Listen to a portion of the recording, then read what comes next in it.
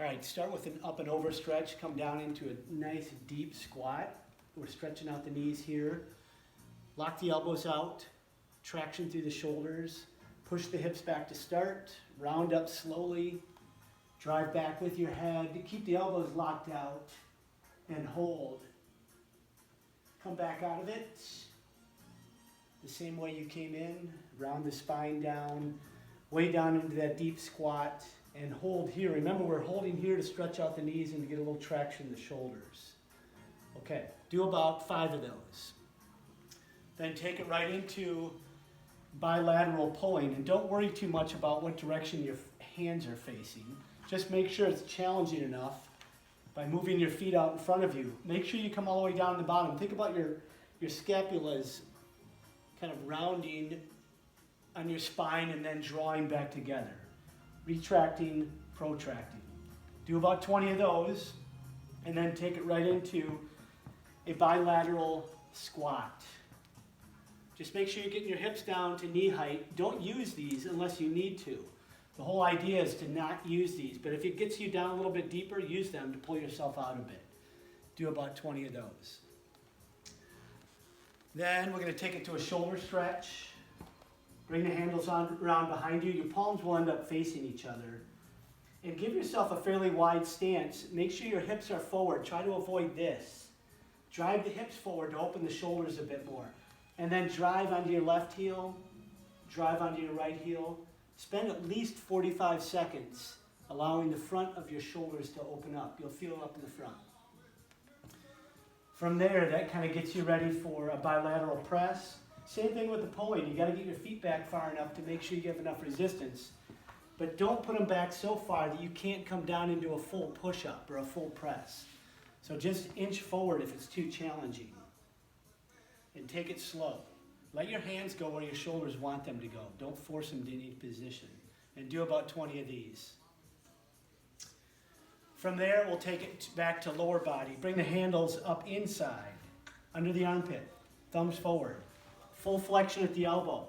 Bring the feet way back. So we call this a rocket squat. Heels never hit the floor, so we're loading the quads a bit more. So straight back and straight forward. So real deep flexion in the knees, but my heels are not hitting the floor. And drive forward, all the way into full extension and flexion of the knees. Do about 20 of those. Let's take it back around. Actually, no, we'll do it from, we'll turn it around and take it from actually, come over on this angle. So let's go back to the shoulders. Retract the scapulas into a T. Fall down into it slowly. And then elevate the scapulas into a Y. And then bring it down slowly. Coming down slowly gives you more time in the negative, which is where we get more out of just about everything we do in terms of strength training. So just repeat that. Lock the elbows out. If you can't lock the elbows out, your feet are too far forward. You don't need them very far forward. And then back up into your Y. And back down slowly. From there, we'll go back to lower body. And let's go into an externally rotated hip position by turning your toes out and taking your feet a little wider. Again, don't use these too much. But you're still trying to get your hips down to knee height. 10 here. Your knees will tell you how far you can externally rotate your feet, especially when we come into internal. So once you've done 10 external, go into 10 internal. It immediately loads the glute a bit more. So again, let your knees tell your toes how far they can come in. Typically, it's difficult to get them too far in, but do 10 of each. Then I'm going to turn it back around and take our shoulders through full range of motion. So again, you don't need your feet back too far. Think of yourself in one straight line from your fingertips right down to your heels. Constant pressure against the handles. Your shoulders will move a little bit differently, so just kind of go with it. Just make sure you have constant pressure. All the way up and all the way down. So we're going into abduction, adduction of the shoulder here. From there, let's go into a stretch for the outside of your body. Always bring your inside leg inside to the anchor point. Inside leg forward, a little distance between your heel and toe. Grab both handles. Let your right hip displace or fall away from midline. Dive your head between your elbows. And we're stretching everything on the right side of my body. And hold it for about 15 seconds.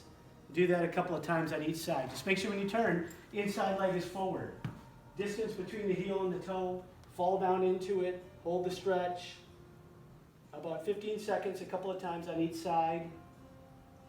And then we'll finish the bilateral work with a 90-degree rotation. So same thing, inside leg forward, distance between the heel and toe. Grab both handles, interlace your fingers, extend the elbows out in front of you. So once we get them extended, your elbows stay locked out. If you can't keep them locked out, your feet are too far that way. So fall down into it slowly. Pause, and then drive back up, trying to keep the elbows locked. So fight that rotational force on the way down, a little bit of negative work, and then create the rotation on the way up. Same thing both ways, do about 10 each way. Inside foot forward, lock the elbows, fall into it slowly, power yourself back up, 10 each side. Okay, that's good.